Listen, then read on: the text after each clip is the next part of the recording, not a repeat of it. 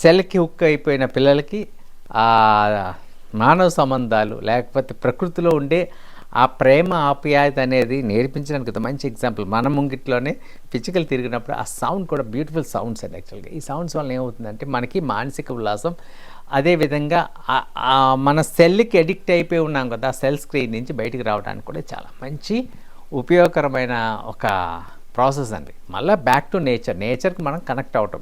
ఒకటి ఆలోచించారు, మనం ఎన్ని అంతస్తులు కట్టుకున్నా, ఎంత కాంక్రీట్ బిల్డింగ్స్ కట్టుకున్నా నేచర్తో కనెక్ట్ లేకపోతే మన జీవితం జీరో అయిపోతుంది అండి. ఈరోజు పొల్యూషన్, రేడియేషన్ ఇలాంటివన్నీ పెరిగిపోవడంతో మనం నేచర్ చాలా దూరంగా ఉంటున్నాం. ఈరోజు టెక్నాలజీ కూడా బాగా డెవలప్ అయిపోయింది. సో అలాంటి తరుణంలో ఇలాంటి చిన్న చిన్నవి అనమాట, చిన్న చిన్న అడుగులు ప్రకృతి వైపు వేసినట్లయితే ఎంతో బాగుంటుంది. ఇప్పుడు మీరు మూర్తిబాబు గారిని పరిచయం చేసుకోండి. మూర్తిబాబు గారు ఏంటంటే, ఈయన కూడా ఏంటంటే రెగ్యులర్గా ఈ వరి కుచ్చుల్ని వాళ్ళు కొంటారట.